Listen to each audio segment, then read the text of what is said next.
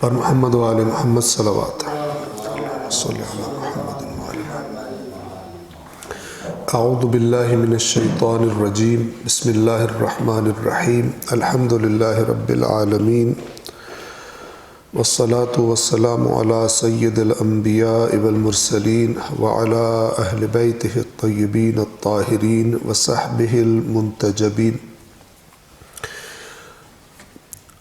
آخری جو درس ہوا تھا ہمارا، اس میں ہم نے قرآن کریم کے دوسرے جز میں سورۃ البقرہ آیت نمبر 212 تک ترجمہ اور وضاحت کو تمام کیا تھا۔ آج انشاءاللہ پہلے ہم سورۃ البقرہ کی آیت نمبر 213 سے لے کر 216 تک تلاوت کریں گے اور اس کے بعد ان آیات کا ترجمہ اور وضاحت آپ کی خدمت میں عرض کریں گے۔ صلوات پڑھیں محمد و آل محمد۔ اعوذ باللہ من الشیطان الرجیم، بسم اللہ الرحمن الرحیم۔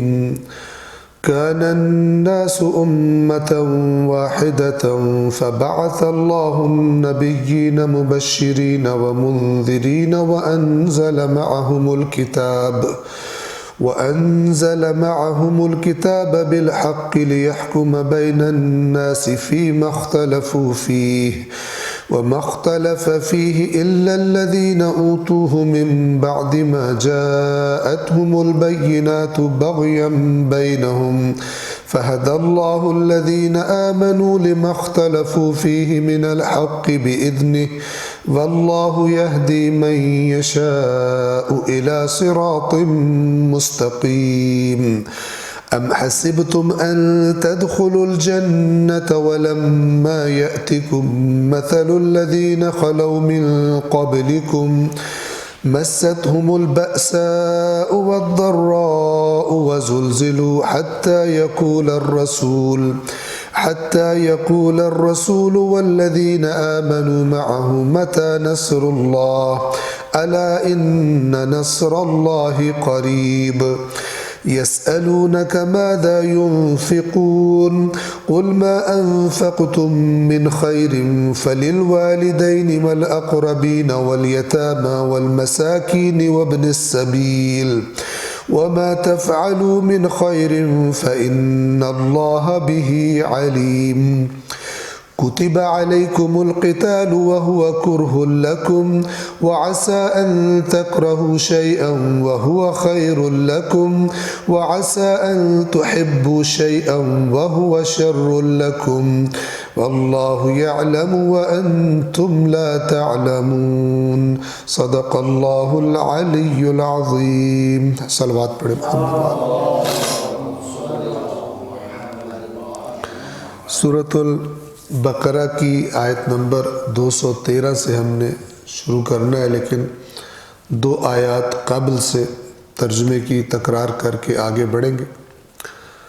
سورۃ البقرہ آیت نمبر 211 میں فرمایا، آپ بنی اسرائیل سے پوچھیں کہ ہم نے انہیں کتنی واضح نشانیاں دیں، اور جو شخص اللہ کی نعمت پانے کے بعد اسے بدل ڈالے تو اللہ یقیناً سخت عذاب دینے والا ہے۔ اس کا پیغام جیسا کہ آپ کو یاد ہوگا آیت کا واضح ہے کہ اگرچہ یہ کہا جا رہا ہے کہ بنی اسرائیل سے سوال کرو، لیکن مسلمانوں کے ہمارے بارے میں بھی یوں ہی ہے۔ پہلے اللہ نے ان کو بہت ساری نعمتیں اور فضیلتیں دی، لیکن جب انہوں نے حق ادا نہیں کیا، جو اللہ کی ان امانتوں اور نعمتوں کو جیسے شکر گزاری کرنی چاہیے تھی نہیں کی، تو ان کو شدید عذاب کی یہاں پر دھمکی دی جا رہی ہے، خبردار کیا جا رہا ہے۔ اور اسی آیت کے ذریعے رسول اللہ صلی اللہ علیہ وآلہ وسلم کی امت کو بھی خبردار کیا جا رہا ہے کہ جو نعمت نبوت، نعمت کتاب پروردگار ان کو عطا ہوئی تھی، اب تمہیں عطا ہوئی۔ تو اب تم اس نعمت کے ساتھ کیا رویہ اختیار کرتے ہو؟ ان بنی اسرائیل کے رویوں سے عبرت لو، اور اگر نہیں کرو گے تو پھر فَإِنَّ اللَّهَ شَدِيدُ الْعِقَابِ۔ تو یہ تذکرہ گزشتہ قوموں کا ہوتا ہے، لیکن خبردار موجودہ امت کو کیا جا رہا ہے۔ 212 میں فرمایا جن لوگوں نے کفر اختیار کیا ہے ان کے لیے دنیا کی زندگی خوشنما بنا دی گئی ہے، اور وہ دنیا میں مومنوں کا مذاق اڑاتے ہیں، مگر اہل تقوی قیامت کے دن ان سے مافوق ہوں گے، اونچے ہوں گے، اور اللہ جسے چاہتا ہے بے حساب رزق دیتا ہے۔ اس آیت کریمہ کے بارے میں بتایا تھا کہ جب اللہ اور اللہ کے پیغام اور آخرت کا انکار اختیار کر لیا جائے تو وہ ہوتا اس لیے ہے کہ انسان دنیا کو ترجیح دے رہا ہوتا ہے، اور کیونکہ ایمان لا کر اس کی دنیا اس کو ہاتھ سے جاتی دکھائی دیتی ہے تو وہ کفر کا راستہ یعنی جانتے بوجھتے ہوئے انکار کا راستہ اختیار کرتا ہے۔ تو جب انکار کر دیتا ہے تو پھر اس کے لیے سب کچھ دنیا ہی رہ جاتی ہے، اور جب یہ دنیا دار ایک مومن کو دیکھتا ہے تو اس کا مذاق اڑاتا ہے اور اس کو بیوقوف سمجھتا ہے، کیونکہ مومن دنیا کے لیے آخرت کو ضائع نہیں کرتا، قربان نہیں کرتا۔ تو وہ جس کی نظروں میں صرف دنیا ہے اس کو وہ مومن بیوقوف لگتا ہے، اور لگنا بھی چاہیے۔ جس طرح ایک مومن کو فقط دنیا چاہنے والا کم عقل لگتا ہے اور لگنا بھی چاہیے، اسی طرح ان کو بھی مومنین کم عقل لگتے ہیں، دنیا داروں کو۔ اور پھر فرمایا کہ جو لوگ اہل تقوی ہیں یعنی نافرمانیوں سے اللہ کی بچتے ہیں، اللہ کی اطاعت کرتے ہیں، اہل تقوی کا خلاصہ یہی ہے، تو قیامت کے دن ان دنیا پرستوں سے وہ اونچے ہوں گے، اور اللہ جسے چاہتا ہے بے حساب رزق دیتا ہے۔ یعنی خداوند عالم جب عطا فرمائے گا تو یہ دنیا دار دیکھیں گے کہ جس دنیا کے پیچھے تھے اس میں جو کچھ ان کے پاس تھا، اللہ کو ناراض کر کے جو کچھ انہوں نے بنایا، قیامت کے دن جو کچھ مومنوں کو دیا جا رہا ہے، ان دونوں کا کوئی موازنہ اور کوئی مقابلہ ہی نہیں ہے۔ دنیا بہت ہی حقیر تھی جو ان کو ملی تھی۔ صلوات پڑھیے محمد و آل محمد۔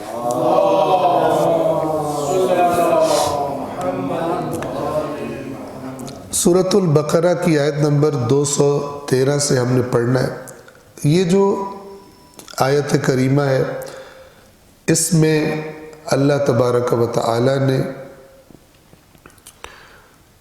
پوری انسانیت کی تاریخ کا خلاصہ کر دیا،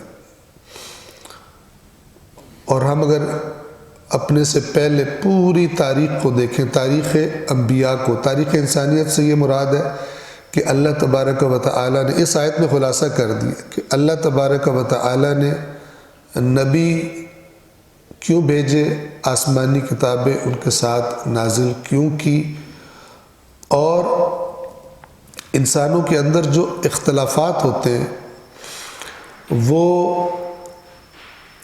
ان اختلافات کی صورت میں اللہ تبارک و تعالی کن کو حق کی طرف ہدایت کرتا ہے۔ تو فرمایا سورۃ البقرہ کی آیت نمبر 213 پڑھ رہے ہیں، کان الناس امتاً واحدہ، لوگ امت واحدہ تھے۔ امت کا معنی کیا ہوتا ہے؟ عام طور پر جو ہمارے ذہنوں میں ہے وہ یہ کہ ایک نبی کے ماننے والوں کو امت کہا جاتا ہے، یہ ہمارے ذہنوں میں یہ معنی زیادہ ہے، لیکن اصل میں امت کا معنی یہ ہے کوئی بھی ایسا گروہ، افراد کا گروہ جن کے درمیان کوئی چیز مشترک ہو۔ ضروری نہیں ہے کہ نبی کی امت ہو، مثلا جن کے درمیان مشترک بات شیطان کی اطاعت ہو، اس اعتبار سے وہ امت ہے۔ اللہ تبارک و تعالی نے انسانوں کے ساتھ ساتھ ذکر کیا قرآن میں زمین پہ رہنے والے جو جاندار ہیں، حیوانات ہیں، ہوا میں اڑنے والے جو ہیں، فرمایا یہ بھی تمہاری طرح کی امتیں ہیں، یعنی تمہاری طرح کے گروہ ہے۔ جیسے انسانوں کا ایک گروہ ہے، حیوانات کے گروہ ہیں، ہواؤں میں اڑنے والے پرندوں کے گروہ ہیں، چاہے وہ ٹانگوں پہ چلتے ہوں چاہے رینگتے ہوں، ان کے لیے بھی اللہ تبارک و تعالی نے امت کی جمع ہے، اللہ نے یہ لفظ استعمال کیا۔ پس امت کسے کہتے ہیں؟ جن کے درمیان کوئی کم سے کم ایک چیز مشترک ہو، اس اشتراک کی وجہ سے ان کو امت کہا جاتا ہے۔ ویسے لفظ امت سے ہے،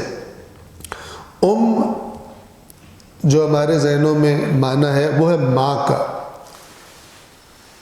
لیکن اصل میں عربی زبان میں جڑ کو کہتے ہیں، اور گویا کہ کیونکہ ماں وہ اصل ہوتی ہے جس سے اولاد پیدا ہوتی ہے اور مثلا خاندان آگے چلتا ہے، اس لیے ماں کو کہا جاتا ہے، ورنہ یعنی جڑ، اصل کسی چیز کی۔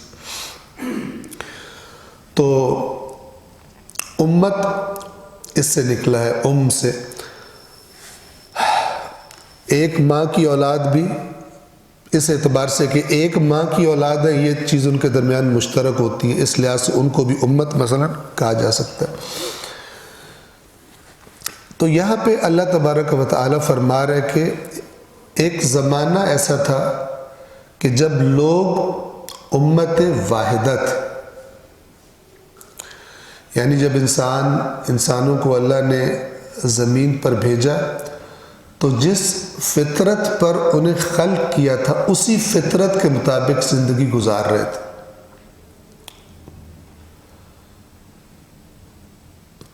پھر ان میں جب اختلافات رونما ہونا شروع ہوئے، جیسے کہ ہم جب آگے جائیں گے تو خود بخود واضح ہو جائے گا، میں اسے پہلے بیان کروں۔ آگے اللہ بیان فرماتا ہے کہ اللہ نے نبی بھیجے، خوشخبری دینے والے، خبردار کرنے والے، اور ان کے ساتھ کتاب نازل کی حق پر مبنی، تاکہ لوگوں میں جو اختلافات ہوئے ہیں ان کا فیصلہ کر دے اللہ۔ بس یہاں امت واحدہ سے مراد کیا ہے کہ ابتدا میں انسان جس فطرت پہ اللہ نے انہیں خلق کیا تھا اس فطرت پر گویا کہ زندگی گزار رہے تھے، لیکن پھر جب ان میں اختلافات ہوئے تو اللہ تبارک و تعالی نے پے در پے ان اختلافات کو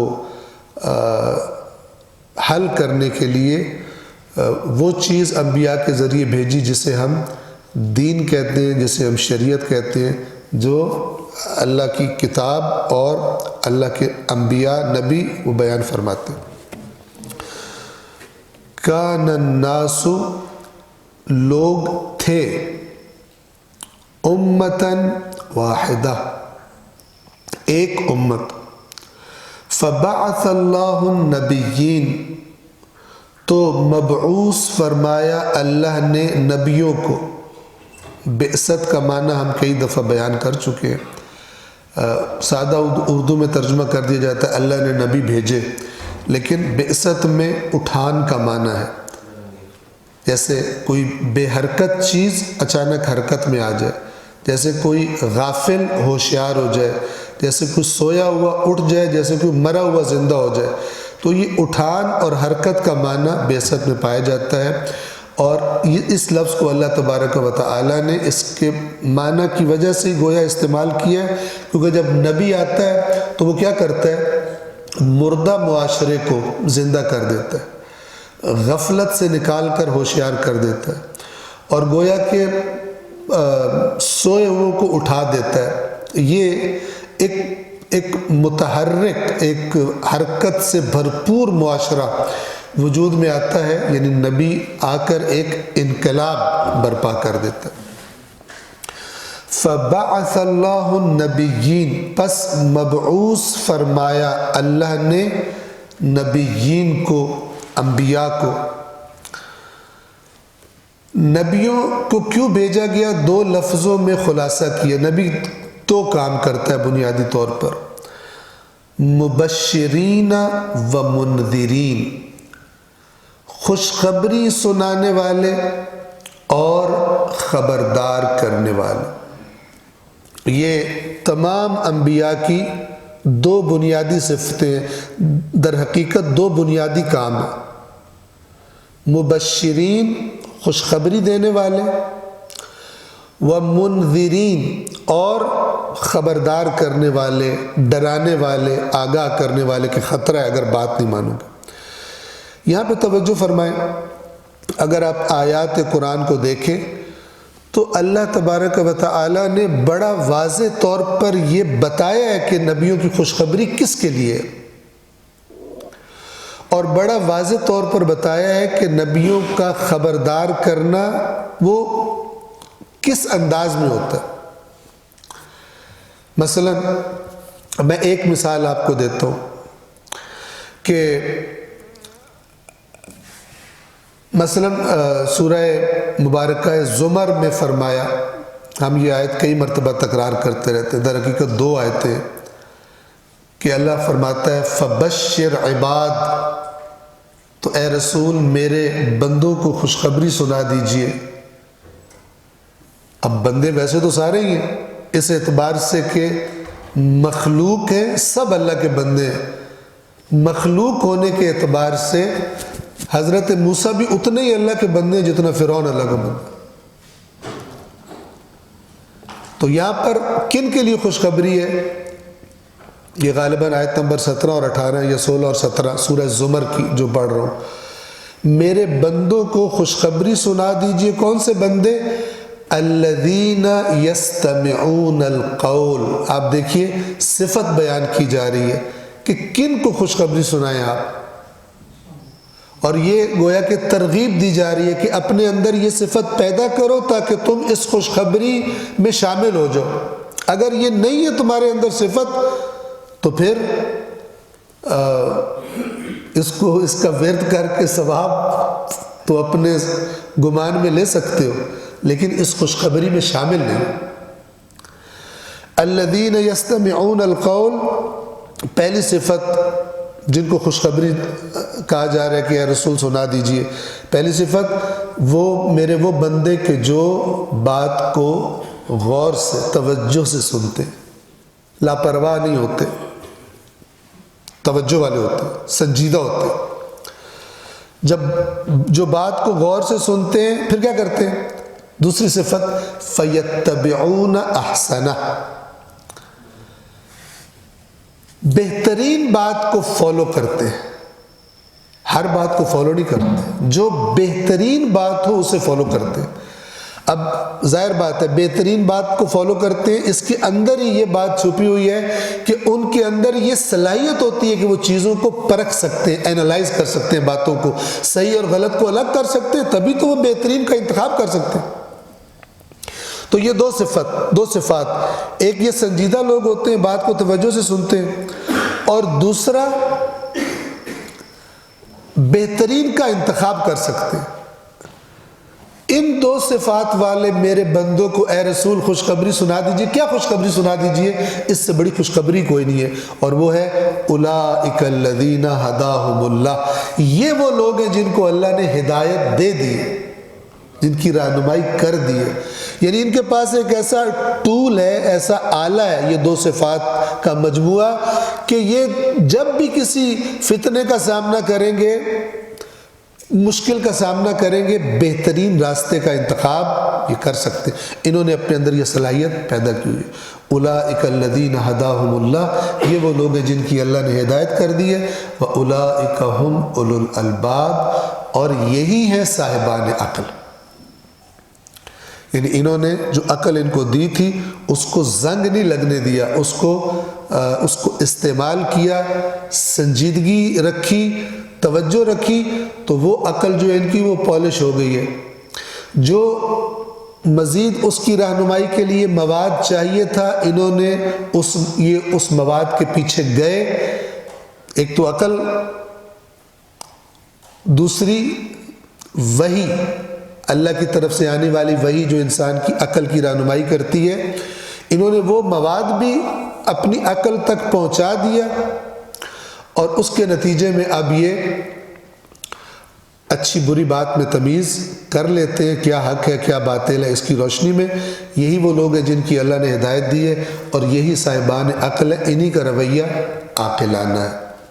تو اب دیکھیں خوشخبری ہے، لیکن خوشخبری کا معیار بھی بتایا جا رہا ہے۔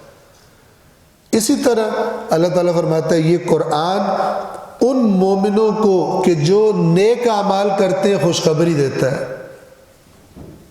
اور جو اس کو نہیں مانیں گے اس کے احکام کو، اے رسول ان کو خبردار کر دیجئے، انذر انذار کر دیجئے۔ تو یہ جو انبیاء کی دو صفات ہیں یہ اس قرآن کی آیات میں جا بجا آپ کو مل جائیں گی، کن کے لیے خوشخبری ہے اور کن کے لیے خبردار کیا جا رہا ہے، ان کو دھمکی دی جا رہی ہے۔ مشکل کہاں پیش آتی ہے کہ جب خوشخبری کا رخ بھی اپنی پسند سے موڑ دیا جائے اور جو اللہ نے خبردار کیا ہے اس کو رخ بھی موڑ دیا جائے۔ اب اللہ نے کچھ معیارات بتائے ہیں، کچھ قاعدے ضابطے بتائے ہیں کہ جن میں یہ پائی جاتی ہیں باتیں ان کو خوشخبری ہے، اور جن میں یہ صفات نہیں پائی جاتی ہے رسول انہیں خبردار کر دو۔ لیکن جب نبی دنیا سے چلے جاتے ہیں تو پھر شیطانی ٹولہ کیا کرتا ہے، وہ نبی کی امت کو ٹکڑوں میں بانٹ کر، اور بجائے یہ کہ ان صفات پر زور دے، پارٹی بازی پہ زیادہ زور دیا جاتا ہے، اور کیا کس چیز کو ہائی لائٹ کیا جاتا ہے کہ جو ہماری پارٹی کا ہے، جو ہمارے فرقے کا ہے، جو ہمارے مسلک کا ہے اس کے لیے خوشخبری ہے، اور جو ہمارے مسلک کا نہیں اس کے لیے خوشخبری نہیں ہے۔ اور اس کا پرچار اس طرح کیا جاتا ہے کہ آہستہ آہستہ وہ صفات کہ جو انسان کو ایک اچھا انسان بناتی ہے، جو انسان کی اصلاح کرتی ہے، وہ سیکنڈری درجہ، دوم درجہ، سوم اہمیت پہ چلی جاتی ہے، اور چھا کیا چیز جاتی ہے، ہمارا فرقہ تو تمہارا فرقہ۔ پھر یہ نہیں دیکھا جاتا، پھر ایسے جملے بولے جاتے ہیں ہمارے فرقے کا ہے تو بدکار ہے، بے ایمان ہے، تب بھی اچھا ہے دوسروں کے فرقے سے، اگرچہ وہ نیک ہے، تہجد گزار ہے، جتنا مرضی نیک ہے، ہمارا فاسق ان کے نیک لوگوں سے اچھا ہے۔ خوب اس قسم کی چیزیں بعض لوگ بولتے ہیں، لیکن اگر یہ چیز مثلا اہل بیت اطہار کی روایات اور قرآن کی محکم آیات کی روشنی میں دیکھا جائے تو اس کی صحیح تصویر سامنے آ جاتی ہے کہ یہ ایک الگ موضوع ہے جس کا یہاں پر ڈسکس کرنے کا وقت نہیں ہے، ہم بیان کرتے رہتے ہیں اکثر جگہوں پر۔ تو بس اللہ نے نبیوں کو مبعوث فرمایا خوشخبری دینے والے اور خبردار کرنے والے بنا کر، اور کیا کیا ساتھ، وَأَنزَلَ مَعَهُمُ الْكِتَابَ بِالْحَقِّ، اور نازل کیا ان کے ساتھ یعنی انبیاء کے ساتھ الکتاب۔ اس الکتاب سے مراد کتاب کی جنس ہے، کیا مطلب جتنی کتابیں آئی ہیں، جتنی کتابیں آئی ہیں سب اس میں شامل ہیں، چونکہ ظاہر بات ہے کہ مختلف انبیاء آئے ہیں اور ان کے ساتھ مختلف کتابیں نازل ہوئیں، اور ان کے ساتھ نازل کیا کتاب کو، کون سی کتاب، اس کی صفت کیا تھی، بالحق، حق پر مبنی۔ جیسے قرآن مجید فرماتا ہے، اللہ تعالیٰ فرماتا ہے رسول پاک کو اسی قرآن میں کئی جگہوں پر کہ الحق من ربک، حق وہ ہے کہ جو آپ کے رب کی طرف سے ہے۔ ایک مومن، ایک بابصیرت باشعور مومن، وہ جب بھی اس کے سامنے کوئی فکر، کوئی نظریہ، کوئی عقیدہ پیش کیا جاتا ہے تو وہ پہلے دیکھتا ہے کہ اس موضوع کے بارے میں اللہ نے کیا فرمایا ہے، اور اس کو دیکھنے کی ضرورت ہی نہیں پڑتی، وہ اتنا مربوط ہوتا ہے اللہ کی کتاب سے کہ خود بخود کوئی موضوع جب اس کے سامنے رکھا جائے تو جو مانوس ہوتے ہیں قرآن سے، اللہ کی کتاب سے، ان کو خود بخود جواب مل جاتا ہے کہ یہ فکر کتنی حق کے قریب ہے اور کتنی حق سے دور ہے۔ ایک بہترین شعور، ایک بہترین فکر اللہ تبارک و تعالیٰ کا قرآن اسے عطا کر دیتا ہے پرکھنے کی۔ اسی لیے قرآن کو فرقان کہتے ہیں، تبارک الذی نزل الفرقان علی عبدہ، بابرکت ہے وہ ذات جس نے اپنے بندے پر فرقان نازل کیا۔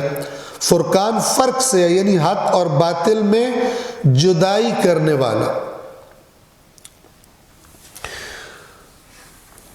اور ان کے ساتھ مبنی برحق یا برحق کتاب نازل کی، کس لیے؟ لِيَحْكُمَ بَيْنَ النَّاسِ، تاکہ اللہ حکم فرما دے، فیصلہ کر دے لوگوں کے درمیان۔ کس چیز کا فیصلہ کر دے؟ فی مختلفوا فیہ، اس چیز میں جس میں انہوں نے اختلاف کیا۔ جیسے میں نے شروع میں عرض کیا کہ لوگ اپنی اسی فطرت پر زندگی گزار رہے تھے، پھر جب اختلافات ہونے شروع ہوئے، اور اختلافات کا سبب بھی آگے بیان کر دیا جائے گا اسی آیت میں، تو اللہ تبارک و تعالی نے شریعت، جس کو دین بھی کہتے ہیں، شریعت بھی کہتے ہیں، یہ قوانین کا مجموعہ نازل فرمایا مختلف زمانوں میں، تاکہ اللہ فیصلہ کرے لوگوں کے اندر جو اختلافات ہو رہے ہیں اس میں حق کیا ہے، کون سی روش اختیار کرنی چاہیے۔ اللہ تبارک و تعالی نے یہ فیصلہ کرنے کے لیے نبی بھیجے اور ان کے ساتھ کتابیں نازل فرمائی۔ اب یہ جو آیت کا اگلا حصہ ہے، توجہ فرمائیں، یہ نوحہ ہے، یہ بڑی تکلیف دہ بات ہے۔ اور وہ تکلیف دہ بات کیا ہے کہ پروردگار عالم فرماتا ہے کہ جب اللہ نے اختلافات کو ختم کرنے کے لیے نبی بھیجے اور ان کے ساتھ کتابیں نازل کی، تو اس کے بعد ان کتابوں کے بارے میں بھی اختلاف کیا کنہوں نے؟ جن کو وہ کتابیں دی گئی تھی۔ کتاب دی گئی تھی اختلافات ختم کرنے کے لیے، اور لوگوں نے کیا کیا؟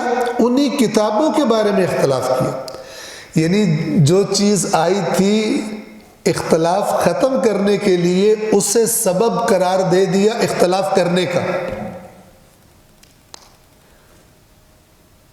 پچھلی امتوں نے، یہ آیت کب نازل ہو رہی ہے؟ ابھی قرآن کا نزول ہے، یہ وہ زمانہ ہے، مثلا مدینہ ہجرت کے بعد کا زمانہ ہے، مدنی سورہ سورۃ البقرہ۔ تو یہ باتیں بیان کرنے سے پروردگار عالم کا کیا مقصد ہے کہ دیکھو پچھلی جو امتیں تھیں انہوں نے جو کتابیں دی گئی تھی تاکہ ان کتابوں کی وجہ سے ان کے اختلافات ختم ہو جائیں، ان لوگوں نے انہی کتابوں کو اختلاف کا سبب قرار دے دیا۔ انہی کتابوں میں کہنے لگے یہ نہیں ہے تو یہ ہے، یہ نہیں ہے تو یہ نہیں، اسی پہ لڑ پڑے، اور اس کا ریزن بھی اللہ بیان فرما رہا ہے۔ اور یہ کہا اس لیے جا رہا تھا اس زمانے میں کہ تمہیں جو کتاب دی جا رہی ہے اے مسلمانوں، تم وہ روش اپنی کتاب کے ساتھ تم وہ سلوک نہ کرنا کہ جو گزشتہ انبیاء کی امتوں نے کیا۔ لیکن مسلمانوں نے بھی وہی راستہ چنا۔ آپ خود قرآن مجید کے بارے میں دیکھ لیں کتنے اختلافات ہیں، کتنے اختلافات ہیں۔ تو مسلمانوں نے بھی بہرحال وہی راستہ چن لیا قرآن کے بارے میں کہ جو گزشتہ انبیاء کی اقوام نے چنا تھا۔ یعنی بجائے یہ کہ کتاب انہیں اکٹھا رکھتی، یہ کتاب کی باتوں میں اختلاف کر کے اور آپس میں لڑتے ہیں، اور آگے اس کا ریزن بھی اسی آیت کے حصے میں بیان کر دیا جائے گا۔ صلوات پڑھیں محمد و آل محمد۔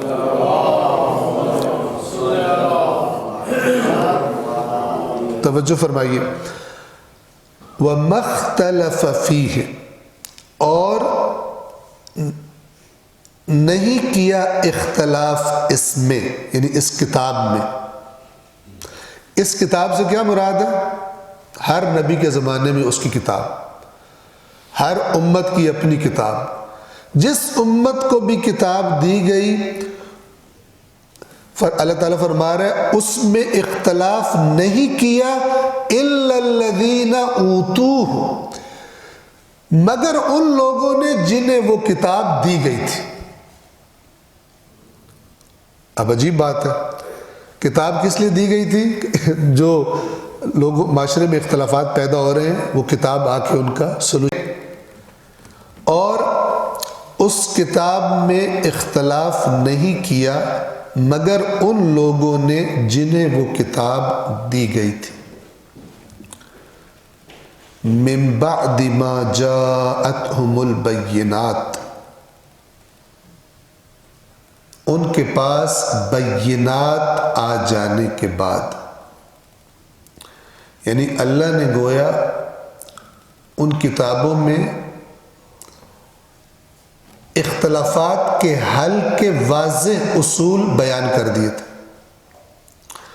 اختلافات جب پیش آ جائیں، انسانی معاشرے میں اختلاف پیش آتا ہے، لوگوں کا علم ایک جتنا نہیں ہوتا، معلومات ایک جتنی نہیں ہوتی، مزاج بعض اوقات ایک جیسے نہیں ہوتے، تو اختلافات وجود میں آ جاتے ہیں۔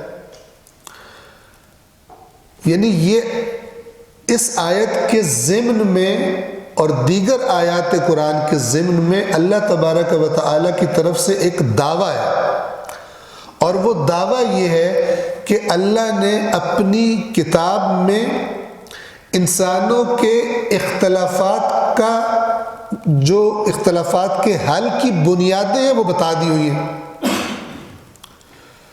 اختلافات تو مثلا ہر زمانے میں ہوتے ہیں، لیکن اگر اللہ کی کتاب میں بیان کردہ اصولوں اور بنیادوں کو مضبوطی سے تھاما جائے اور فالو کیا جائے تو پھر وہ جو اختلافات ہیں وہ اختلافات لڑائی جھگڑے اور فرقہ بندی اور الگ الگ پارٹیاں بننے تک نہیں پہنچیں گے۔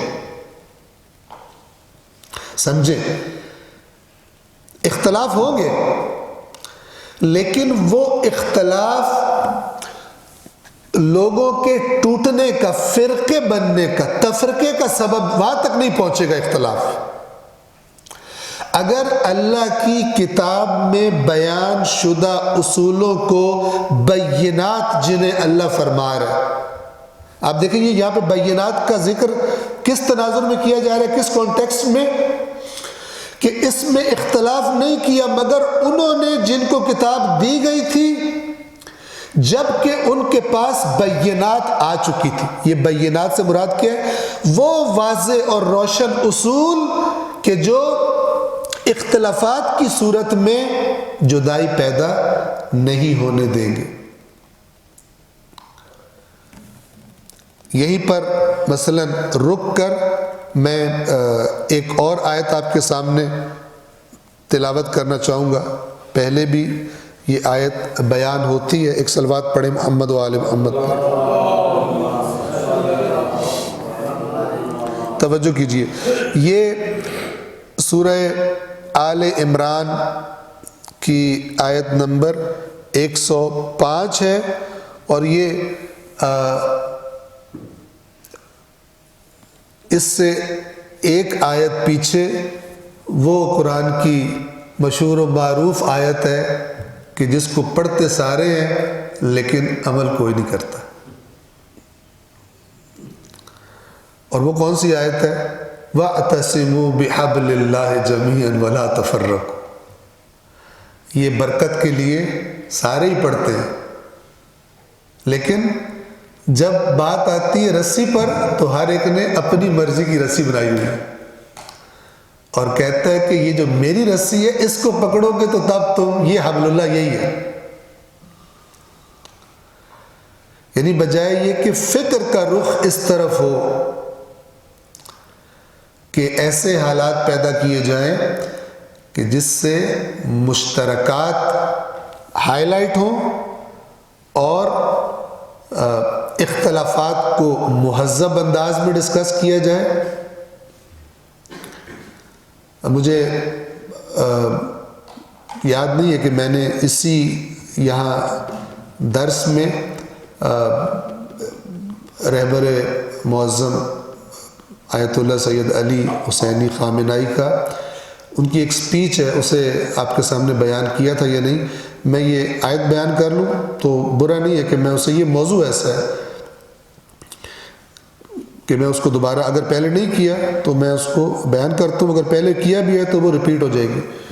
دیکھیے یہ وَاعْتَصِمُوا بِحَبْلِ اللَّهِ جَمِيعًا وَلَا تَفَرَّقُوا آیت نمبر 103 ہے، اس کے بعد آیت نمبر 102 103 اور 100 معذرت وَاعْتَصِمُوا بِحَبْلِ اللَّهِ جَمِيعًا یہ 103 ہے، اس سے اگلی 104 ہے، 105 میں آپ کے سامنے پڑھ رہا ہوں،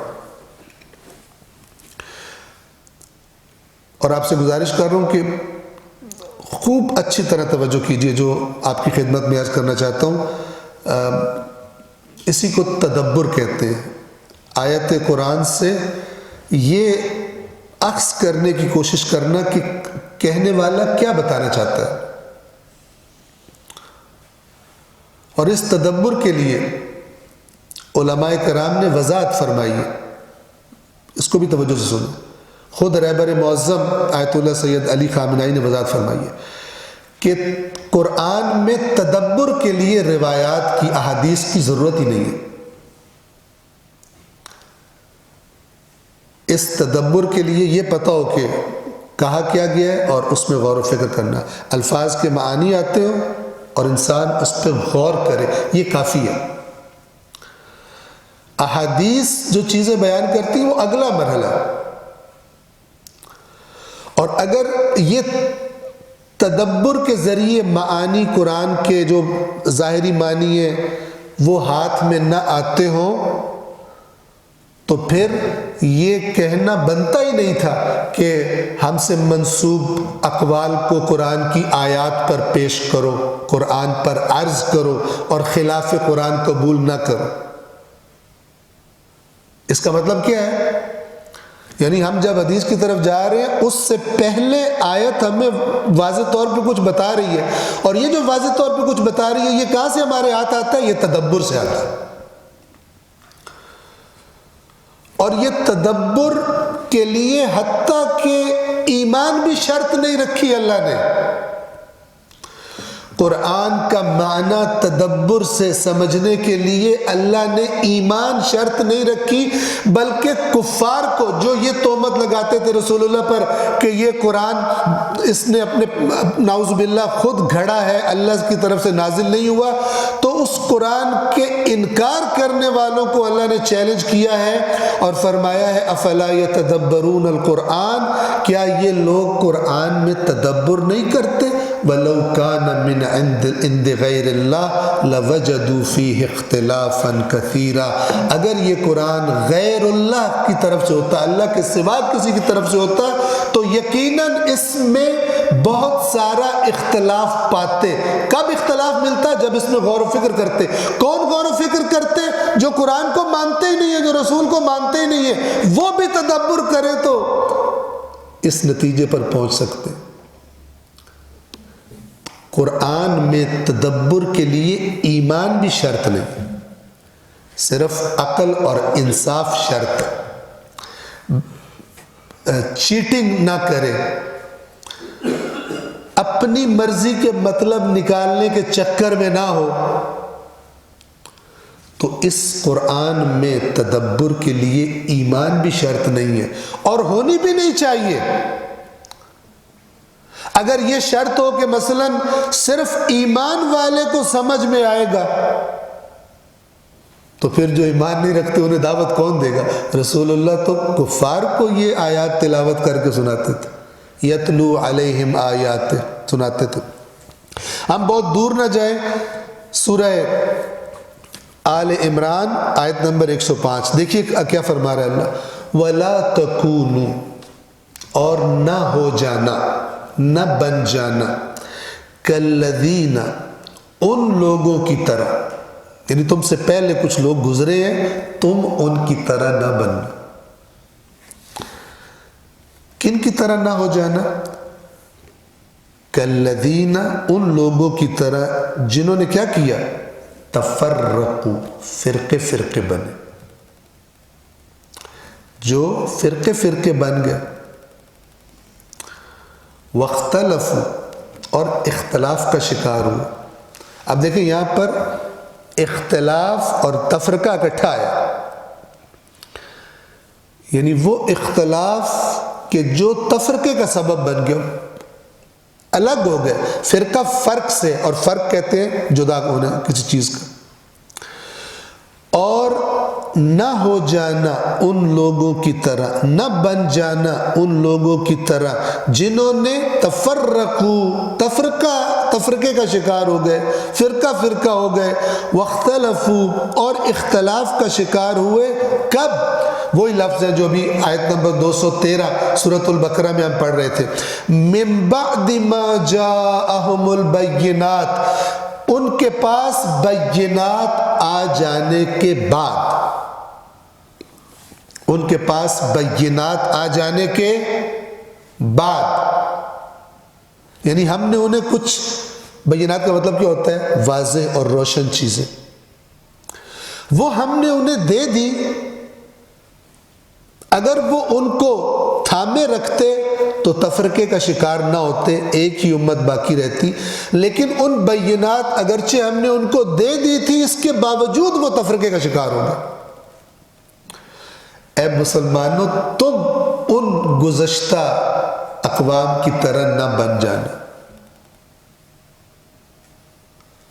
لیکن ہم دیکھتے ہیں کہ امت اسلام نے پورا زور لگایا ہے فرقے بنانے کے لیے، اور ڈویژنز اور سے اور زیادہ، جو فرقہ وارانہ ذہنیت کے خطباء یا علماء نما افراد ہوتے ہیں، آپ جب بھی ان کی تقاریر سنیں گے وہ پورا زور لگاتے ہیں کہ کوئی چیز ایسا منظر پیش کرے کہ گویا کوئی چیز مشترک نہیں ہماری اور دوسروں کی، یعنی ان کا فوکس اختلاف پہ ہوتا ہے، اور یہ جملہ کہتے ہوئے کہ ہمارے مشترکات بھی ہیں باقیوں کے ساتھ، ان کی جان نکلتی ہے، ان کا مزاج ہی نہیں ہوتا۔ یہ اس مزاج کے لوگ وہ لوگ ہیں کہ جو اس اور اس جیسی آیات کی نافرمانی کرنے میں جانتے بوجھتے ہوئے یا اپنی قرآن مجید کی بینات سے دوری کی وجہ سے وہ بدترین شیطانی کردار ادا کرتے ہیں مختلف مسالک میں اور لڑانے کے لیے لوگوں کو۔ انہیں صرف اختلافی باتیں یاد آتی، اور یہیں پر ہم یہ بھی عرض کرتے، پہلے بھی عرض کیا تھا کہ ابھی ماہ شعبان ہے، اس کے بعد ماہ مبارک رمضان آنے والا ہے، تو آپ دیکھیں گے کہ مختلف چینلز نے مختلف مسالک کے علماء کو بلایا، کرتے کیا ہے؟ صرف اختلافی باتیں چھیڑتے، یعنی وہ جو بیٹھے ہوتے ہیں ایک سے سوال پوچھیں گے، پھر دوسرے سے پوچھیں گے، پھر ان کو آپس میں لڑا دیں گے، اور قوم اتنی اچھی نفسیات کی مالک ہے کہ جس چینل پہ لڑائی ہو اس کی ریٹنگز اوپر چلی جاتی ہے، اس کی ویورشپ بہت اوپر جاتی ہے، اور لہٰذا ان کی بھی کوشش ہوتی ہے کہ کسی طرح کوئی ایسا چٹکلا چھوڑا جائے، دو مولانا حضرات آپس میں لڑیں، ایک دوسرے کو برا بھلا کہیں، تاکہ پھر وہ زیادہ دیکھا جائے۔ ایسا ہوتا ہی نہیں ہوتا۔ کبھی ذہن میں سوال آیا کہ کوئی ان سے کہے، کوئی اللہ کا بندہ ان سے کہے کہ تم جو مختلف مسالک پاکستان کے اندر رہنے والے مسالک کی نمائندگی میں جن علماء کو بلا رہے ہو، ان کے سامنے مثلا ایک ماہ رمضان میں یہ چیلنج رکھو کہ آپ وہ مشترکات بیان کریں کہ جو آپ سب کے درمیان موجود ہیں، مشترک چیزیں بیان کریں، سوال ہی پیدا نہیں ہوتا، اس لیے کہ ہمارا میڈیا الہی ہونے سے دور اور ابلیسی ہونے کے قریب تر ہے، اور ہمارے مزاج بھی ایسے ہو گئے، ہمیں بھی جہاں لڑائی ہوتی نظر آئے ادھر دوڑتے ہیں، اور جہاں کوئی مثلا اتحاد یا نصیحت کی بات ہو وہاں ہمیں بوریت ہونے لگتی ہے کہ اس تقریر کا مزہ شزا کوئی نہیں آ رہا، چونکہ اس تقریر میں کوئی ذلیل نہیں ہو رہا، اس تقریر میں کسی کی انسلٹ نہیں کی جا رہی، کسی کے بارے میں طنز نہیں کیا جا رہا دوسرے کے بارے میں، یہ تو مولانا جو ہے نا، تو بلکہ آہستہ جو بندہ ایسی باتیں زیادہ کرتا ہے اس پہ آہستہ آہستہ لوگ یہ تہمت لگانا شروع کر دیتے ہیں کہ یہ ہے ہی دوسرے فرقے کا۔ یہ بھی ایک مرض ہے بہت بڑا۔ یعنی اگر اہل سنت میں سے کوئی شیعوں کے بارے میں تھوڑی نرم باتیں شروع کر دے تو وہ کیا کہلائے گا؟ ادھر کے ابلیس کے نمائندے فوراً اس پر تہمت لگائیں گے یہ شیعہ ہوگا۔ اور اگر کوئی شیعہ اہل سنت کے بارے میں ذرا نرم باتیں شروع کرے گا تو ادھر کے ابلیسی فوراً اس پہ تہمت لگائیں گے یہ سنی ہوگے۔ اور پھر ان دونوں ابلیس کے نمائندوں کی پرفارمنس دیکھ کر ابلیس رقص کرتا ہے جو ہمیں نظر نہیں آتا۔ اللہ دکھائے گا قیامت کے دن کہ تمہاری ان حرکتوں پر، تمہارے آپس میں لڑنے پر ابلیس کتنا وجد میں آ کے رقص کرتا تھا، کہ جب ایک دوسرے کو چیرنے پھاڑنے والی تقریریں کرتے تھے اور ایک دوسرے کی توہین والی تقاریر کیا کرتے تھے۔ اور ان لوگوں کی طرح نہ ہو جانا جنہوں نے تفرقہ کیا اور اختلاف کیا بینات آ جانے کے بعد، وَأُولَئِكَ لَهُمْ عَذَابٌ عَظِيمٌ، اور ان کے لیے عظیم عذاب ہے۔ صلوات پڑھیں محمد و آل محمد۔ ہم واپس آتے ہیں، ایک مرتبہ پھر صلوات پڑھیں محمد و آل محمد پر۔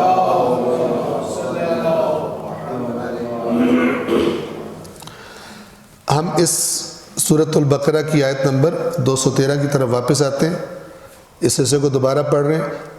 اور اس کتاب میں اختلاف نہیں کیا مگر ان لوگوں نے جنہیں یہ کتاب دی گئی تھی من بعد، اس کے بعد، کس کے بعد؟ ما جاءتہم البینات، کہ جب بینات ان کے پاس آ گئی تھی، اس کے بعد انہوں نے پھر اختلاف کیا۔ اب یہ اختلاف کیوں ہوا؟ دیکھیں، ایک اختلاف ہوتا ہے، ایک کسی اور چیز کو صحیح سمجھ رہا ہے، دوسرا کسی اور چیز کو صحیح سمجھ رہا ہے، اس لیے اختلاف ہو رہا ہے۔ پھر اللہ نے کتاب بھیجی اور کہا کہ اس طرح سے معاملات طے کرنے۔ اب کتاب کے بارے میں اختلاف کب ہوتا ہے؟ کتاب کی باتوں میں اختلاف کب ہوتا ہے؟ اس لفظ کو یاد رکھیں، ہم پہلے بھی کئی دفعہ قرآن میں بہت مرتبہ یہ لفظ آیا ہے، اور وہ ہے بغین، بے با غین اور یا، بغین بینہم، آپس میں۔ بغین کا معنی کیا ہے؟ توجہ کیجیے، یہ بغاوت جو ہم اردو میں بولتے ہیں وہ بھی اسی سے ہے۔ بغین کا اصل معنی ہے کسی چیز کی خواہش میں، کسی چیز کی چاہت میں جو حد ہے کسی کام کی، اس حد کو کراس کر جانا، اللہ کی بتائی ہوئی حد کو کراس کر جانا، کسی قانونی حد کو کراس کر جانا۔ مثلا مجھے کسی چیز کی خواہش ہے تو میرے سامنے ایک اصول کی، ایک قانون کی دیوار ہے، ایک حد ہے کہ تیری جتنی بھی خواہش ہے اس حد کے اندر رکھ، اس سے آگے نہ لے کے جا۔ لیکن میں کیا کروں؟ میں اس حد کو کراس کر جاؤں اپنی خواہش کو پورا کرنے کے لیے، اپنے ہدف تک پہنچنے کے لیے۔ اسے کہتے ہیں بغین، اسی سے بغاوت ہے، باغی اس کو کہتے ہیں، اسی کو باغی کہتے ہیں۔ تو جن کو کتاب دی گئی تھی وہ پھر کیوں لڑے؟ وہ اس لیے لڑے کہ وہ خود کسی چیز کی خواہش رکھتے تھے اور اس خواہش کو پورا کرنے کے لیے انہوں نے ان حدود کو پامال کر دیا، کراس کر دیا جو اللہ نے مقرر کی تھی، اور اس سے پھر وہ فرقوں میں بٹ گئے، اور مثلا مختلف چیزیں، مختلف پارٹیاں، گروہ، فرقے وجود میں آ گئے۔ ہر جگہ پر جہاں بھی اللہ تعالیٰ یہ بات فرماتا ہے قرآن میں، یہی لفظ ریپیٹ کرتا ہے، بغین بینہم، یعنی اختلاف ہم نے تو بتا دیا ہے کہ کیسے کنٹرول ہوگا، لیکن اگر تمہاری طرف سے بغاوت ہو جائے گی، تم حد سے بڑھو گے اپنی خواہشات پوری کرنے کے لیے، اپنے اہداف تک پہنچنے کے لیے، تو پھر یہ فرقے بھی وجود میں آئیں گے اور مسائل بھی حل نہیں ہوں گے۔ یہاں پہ میں آپ کو دو مثلا جتنی مثالیں ابھی میرے ذہن میں ہیں وہ دوں گا۔ بغین کسے کہتے ہیں؟ ابھی ہم غیر دینی مسائل جن کو دنیا کے مسائل کہا جاتا ہے ان کی طرف ڈسکس نہیں کرتے، ہم دینی مسائل کی طرف آ جاتے ہیں۔ دیندار لوگ، چونکہ یہ بات ان کی ہو رہی جنہیں کتاب دی گئی، جن کو کتاب دی گئی وہ بغین، ان کی کیا کیا مثالیں؟ مثلا ایک مثال یہ ہے کہ جو میں نے ایک دفعہ آپ کو پڑھ کے بھی سنایا تھا کہ مثلا یہ کہا جائے کہ اگر قرآن مجید، یہ آپ کو ایک بڑی مثال دے رہا ہوں جو سمجھ میں آنے والی ہے، اگر قرآن مجید کی 1000 آیات بینات ایک مسئلہ بیان کر رہی ہو، مسئلہ ان سے ثابت ہو رہا ہو، 1 2 نہیں، 100 بھی نہیں، ایک جرت دیکھیں آپ، 1000 آیات بینات کہتے ہیں جو بالکل واضح ہو، وہ ایک مسئلہ ثابت کر رہی ہو اور واضح ہو اس میں، لیکن ہمارے مسلک کے بزرگوں نے ان آیات سے وہ مسئلہ اس طرح ثابت نہ کیا ہو بلکہ اس کے خلاف ثابت کر دیا ہو۔ اب کرنا کیا چاہیے؟ قرآن کی سننی چاہیے یا مسلک کے بزرگوں کی سننی چاہیے؟ قرآن کی سننی چاہیے، لیکن جب بندہ بہت پڑھ جاتا ہے پھر کہتا ہے قرآن کی نہیں سننی چاہیے بلکہ بزرگوں کی سننی چاہیے۔ لہذا مختلف مسالک نے علمی پیچیدگیاں، جس طرح میں کہا کرتا ہوں کہ عدالت میں جو ماہر وکیل ہوتے ہیں انہوں نے جو ثابت کرنا ہوتا ہے وہ بڑے طریقوں سے، قانونی طریقوں سے ثابت کر دیتے ہیں، بندہ دیکھتا ہی رہ جاتا ہے کہ یہ کیسے دن کو رات بنا دیا اس نے، کیسے کوے کو مور بنا دیا اس نے، لیکن وہ بنا دیتے ہیں۔ جبکہ خدا اور رسول کیا کہتے ہیں، ائمہ اہل بیت کیا فرماتے ہیں، کیا کہتے ہیں کہ اس طرف پلٹاؤ سب چیزوں کو اور دیکھو کہ یہ کیا کہہ رہے ہیں، نہ کہ زور لگا کے تم کوئی اور بات جو آیات قرآن جس کی گواہی نہیں دے رہی وہ بنا لو۔ تو یہ میں نے یہاں پر آپ کو ویڈیو بھی شاید دکھایا تھا جس میں وہ صاحب فرما رہے ہیں کہ 1000 آیات بینات بھی ہوں لیکن ہمارے بزرگوں نے مسئلہ خلاف ثابت کیا ہو، تو اب طریقہ دیکھیں کیسے، یہ تو نہیں کہہ سکتا قرآن کے مقابلے میں بزرگوں کی بات مانوں گا، یہ کہنا تو، لیکن اس کو میک اپ کر کے خوبصورت بنا کے کیا کہتے ہیں کہ میں یہ تو کہوں گا کہ قرآن پاک تو حق ہے لیکن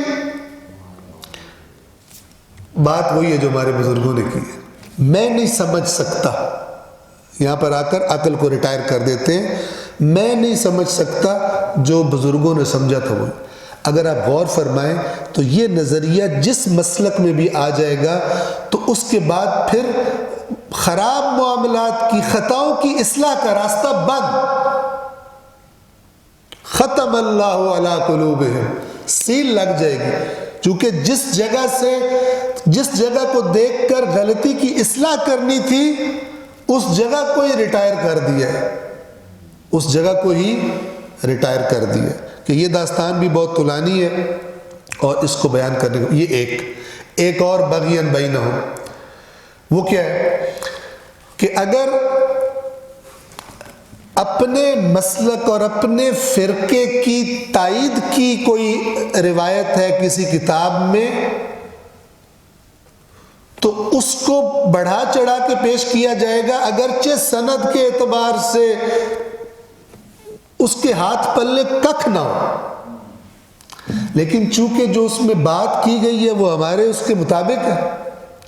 یہ مختلف مسالک کی، کسی ایک مسئلہ کی بات نہیں کر رہا ہوں، یہ آفات دین کامن ہے، سب میں یہ کامن ہے کہ اس کی سند کو تعویلیں کریں گے، ضعیف ترین راوی کو ولی اللہ بنا کے پیش کرنے کی کوشش کریں گے اور اس روایت کو قبول کر لیں گے، اور اگر سند کے اعتبار سے بہترین ہو روایت لیکن ہمارے مثلا نظریے کو وہ نہ پورا کر رہی ہو، ہمارے سے مراد کوئی بھی مسلک، ٹھیک ہے، اس پر فٹ نہ آ رہی ہو تو کہیں نہ کہیں سے علمی وار کر کے، سو کالڈ علمی وار کر کے اس میں شک و شبہ پیدا کر کے اس کو ریجیکٹ کر دیا جائے گا۔ تو پھر نتیجہ کیا نکلے گا؟